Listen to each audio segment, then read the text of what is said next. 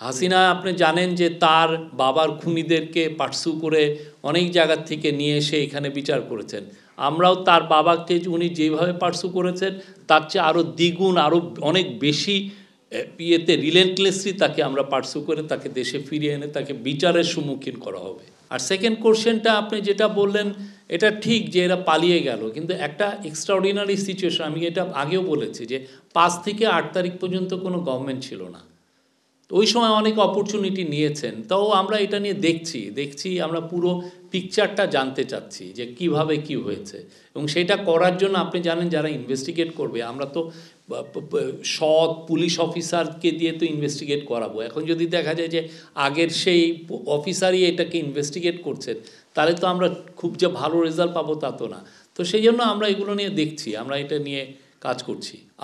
আমলাদের বিষয়ে আমাদের জনপ্রশাসন সেক্রেটারি ওনার সাথে কথা বলবেন, উনি এই বিষয়টা আসলে নিবিড়ভাবে দেখছেন। আমার মনে হয় এই প্রশ্নটা তাকে করাটা আপনার বেটার হবে, আমি এখানে এটা উনি আপডেটটা আপনাদেরকে দিতে পারবেন।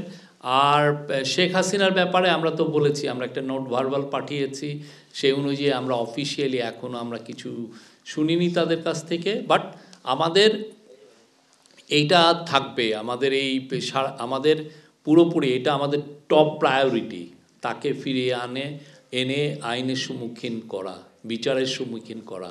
এটা একটা আমরা এটা আমাদের একটা দায়। এই জায়গাটায় কোনো এক ইঞ্চিও পিছু পাওয়া হবে না।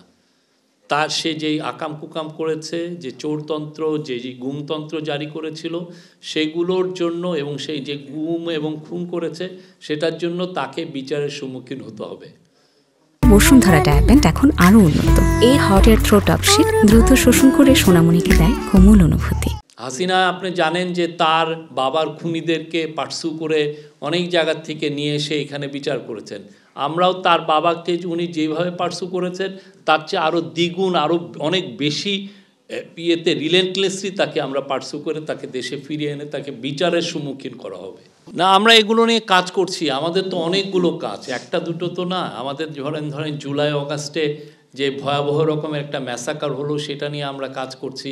আপনারা জানেন গুমের ব্যাপারে একটা কমিশন করে দেওয়া হয়েছে, তারা খুব ভালোভাবে কাজ করছে, এবং আপনাদেরকে আমরা বলতে পারি যে 2-1টা আয়না ঘরে আমরা আপনাদেরকে ভিজিটের একটা ব্যবস্থা সামনে করব, আপনারা যেতে পারবেন। কিভাবে একটা কি ভয়াবহভাবে মানুষজনকে গুম করে রাখা হতো, এবং এখানে তাদেরকে, এবং কিছু কিছু জায়গায় দেখা যাচ্ছে যে তারা হাত দিয়ে টেনে লিখছেন যে আজকে 180 দিন 250 দিন, ওগুলো লেখাও আছে ওইখানে। তো আমরা আশা করছি আপনাদেরকে নয়, হাসিনার আমলের তো মানে পাপাচারের তো শেষ নাই।